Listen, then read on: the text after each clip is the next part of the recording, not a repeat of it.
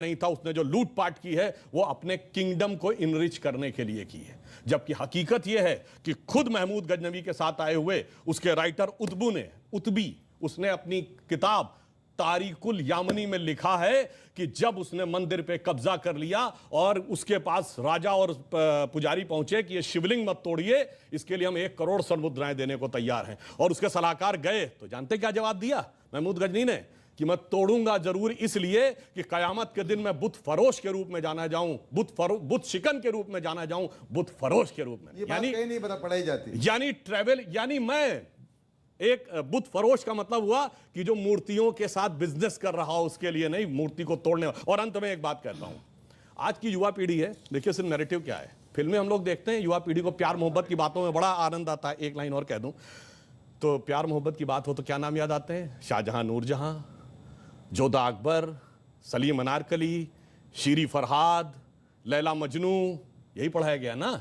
जबकि एक मुगल बादशाह बताइए जिसकी 1 दर्जन से कम ऑफिशियल बीबियां रही हों, और एक भी बादशाह बताइए ऐसा कैसा प्यार था तो 10-10 के साथ हो जाता था। स्त्री के प्रति समर्पित निष्ठावान प्रेम का प्रतीक 3 पीढ़ियों से हमारे दिमाग में ऐसे भर दिया गया कि बच्चे से पूछिए तो उसे यही याद आता है। इसे कहते हैं एजेंडा, और एजेंडा सिर्फ एक तरफ नहीं था। इंडिया गेट के सर्किल पे घूम जाइए, बाबर रोड, हुमायूं रोड, अकबर, वो सब तो अलग है, आपको मानसिंह रोड भी मिल जाएगी मगर राणा प्रताप रोड नहीं मिलेगी। इसीलिए वीएस नायपॉल ने जो कहा था वो सच कहा था कि राष्ट्रवाद को कमजोर करने का इतिहास राष्ट्रवाद। हरम भी आपको याद होंगे। नहीं तो फिर जब मोहन भागवत कि जिसकी एक ही पत्नी रही हो और उसका हरम ना रहा हो, तो ये तो बादशाहों की और राजाओं की प्रवृत्ति थी, पॉलिटिकल नहीं था। आप अरे राजा राम, राजा हरिश्चंद्र, बहुत से राजा हैं हमारे यहाँ भाई। हाँ, उन सबके हरम है। 10,000 भी 10,000 हरम का मौजूद है राजा हरिश्चंद्र का। रामचंद्र जी के पिताजी, उनका हरम मौजूद है, उसकी तारीख। मैं ये विषय नहीं है, आपने कह दिया इसलिए मैं कोट कर रहा हूं। जहां तक गजनी का आप बात कर रहे हैं और कि वो आया और उसने तोड़ा, गजनी को जो लिखे गए लेटर्स यहां से उसको इनवाइट करने के लिए कि मंदिर के अंदर कितना अत्याचार हो रहा है, औरतों पे रानियों के कत्ल हो रहे, उनके रेप हो रहे, और उनके कंकाल मिले नीचे विश्वनाथ टेम्पल में। जो कुछ हुआ वो भी एक तारीख का हिस्सा है। भारत के हीरो से प्यार नहीं किया जाता। आपके सामने हम अपने हीरो को किस तरह आंकते हैं?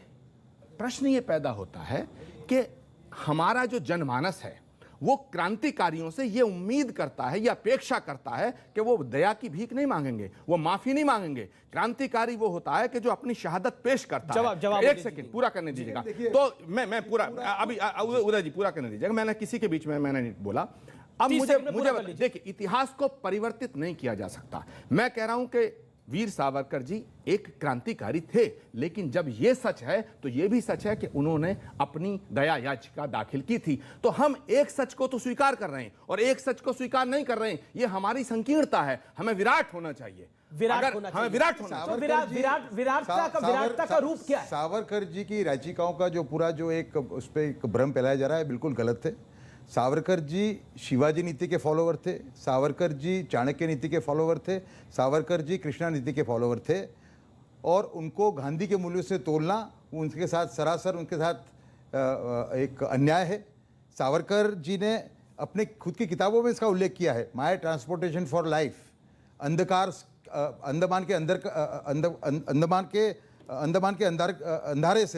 अंधेरे से, ये 2 सी किताब उनकी हैं, और दोनों किताबों में उन्होंने अपनी याचिकाओं का उल्लेख किया। और उन्होंने कहा है कि मैं वहाँ पे कैदियों को समझाता था कि यहाँ सड़कें क्या करोगे, हमें बाहर निकल के, कोई भी युक्ति से बाहर निकल के हमें हमारी जो स्ट्रगल है उसको फिर से स्टार्ट करना है। हमारा उद्देश्य है ब्रिटिश सरकार को यहाँ से उखाड़ के फेंक देना। और दूसरे उसके साथ कॉर्पोरेटिव एविडेंस भी बहुत है। रेजिनल्ड क्रेडॉक नाम के एक ब्रिटिश अधिकारी थे, उनका लेटर है, उसमें कहते हैं वो कि 1914 का लेटर है कि भाई सरकार सोच रही है कि यहाँ के जो कैदी हैं उनको बाहर समुद्र किनारे टहलने की उनको अनुमति दी जाए, लेकिन साथ में कैविएट डालते हैं कि सावरकर को अनुमति मत देना। सावरकर के क्रांतिकारी दोस्त पूरी दुनिया में फैले हुए हैं, पूरे यूरोप में हैं, वो जहाज लेके आएंगे और उसको उठा के ले जाएंगे। आप समझे? तो ऐसे कई प्रमाण है उसके अंदर कि सावरकर की याचिकाएं, उनको एक परिप्रेक्ष्य में देखना पड़ेगा हमें।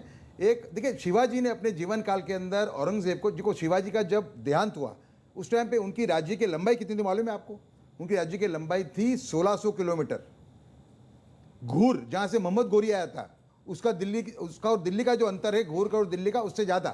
काबुल का और दिल्ली का अंतर है, उससे ज्यादा। गजनी और दिल्ली का अंतर है, उससे ज्यादा।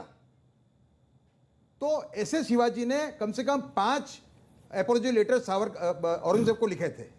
हर एक के पीछे एक युक्ति थी, एक स्ट्रेटेजी थी। ये बहुत महत्वपूर्ण क्योंकि पॉइंट आप बता रहे हैं। उनका जो उद्देश्य था वो था हिंदवी स्वराज्य। परिपेक्ष मैं भी समझना इसके लिए- चाहूंगा, जो 9 लेटर्स पर क्लीवेंसी के, उनका क्या परिपेक्ष था? नहीं, 10 लेटर है, 9 नहीं 10 है। आप जरा फिगर सा गलत बता रहे हो परिपेक्ष आप। समझा 10 दीजिए। लेटर हैं, जी, 10 लेटर है। ऐसे लेटर कई लोगों ने लिखे हैं।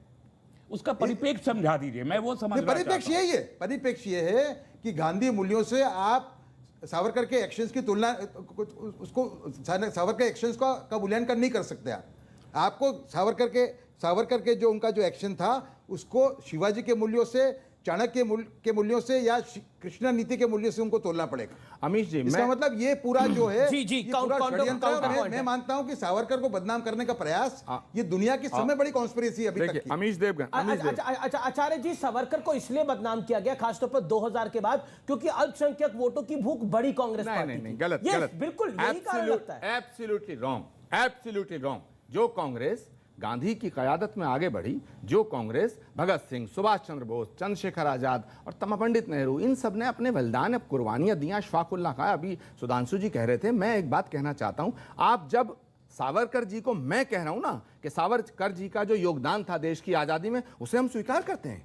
वो क्रांतिकारी थे। अगर कोई सावरकर को कायर कहता, बुजदिल कहता, भगोड़ा कहता, गद्दार कहता, मैं उसके खिलाफ हूं। राहुल जी कहते मैं हैं, सहमत नहीं हूं। राहुल जी कहते हैं, लेकिन अगर सावरकर जी ने जो माफी मांगी है, हमारा जो देश का जनमानस है, भारत का नहीं पूरे विश्व का, वो क्रांतिकारियों से ये उम्मीद नहीं करता। नंबर 1। नंबर 2, आप जब कहते हैं कि जब गांधी जी ने चिट्ठी लिखी, तो आप जब सावरकर जी की बात करते हैं तो आप कहते हैं साहब दया याचिका उन्होंने इसलिए दाखिल की ताकि गांधी जी ने कहा था, और एक तरफ आप गांधी की आइडियोलॉजी को कंडेम कर रहे हैं। आप गांधी को नहीं मानते, आप गांधी के खिलाफ हैं, तो आप साफ कहिएगा। किसी ने नहीं तो बोला नरेंद्र गांधी मोदी के जी से खिलाफ। कहिएगा। नहीं, एक सेकंड, प्रधानमंत्री जी से कहिएगा। जहां तक प्रेम प्रसंग की बात करी, लैला मजनू, शीरी फरहाद, हीर रांझा, अरे भाई आप ये भी तो देखिएगा, मीरा के इतिहास को किसने बदला? प्रेम प्रसंग उनका भी है। यहां तक कि रसखान ने कृष्ण के प्रेम में पागल होकर के तमाम कविताएं लिखी। यहां तक कि राधा कृष्ण का कोई इतिहास बदलने का प्रयास, आप कहना क्या चाहते हैं? क्या आप ये कहना चाहते हैं सुधांशु जी? पॉइंट तो वही है कि कांग्रेस रसखान का पार्टी नाम ही है, नहीं है। No, no. पॉइंट तो वही है कि भगवान कृष्ण कहता के है? बारे में रसखान या फिर राधा के बारे में कोई नहीं बताता। रसखान किताबों में क्यों पढ़ा नहीं जाता बताता? है। ये किताबों किस में किताब में, इतिहास की क्या ये किताब इतिहास बदला में, गया? किस इतिहास की किताब में है वहां पर लिखा रसखान हुआ? का नाम कौन जानता है? ठीक है, ठीक है। रसखान का नाम कौन जानता है? बताओ मुझे। सुधांशु कितने लोग त्रिवेदी। जानते हैं? रसखान बहुत बड़े कृष्ण भक्त कवि थे, सैयद इब्राहिम रसखान, और वो इस सीमा तक उनकी भक्ति थी कि उन्होंने लिखा, मानुष हो तो वही रसखान, बसों ब्रज गोकुल गांव के ग्वारन, जो पशु हो तो कहा बस मेरो चरो नित नंद की धेनु मजारन, और पाहन हो तो वही गिर के जो धरो कर छत्र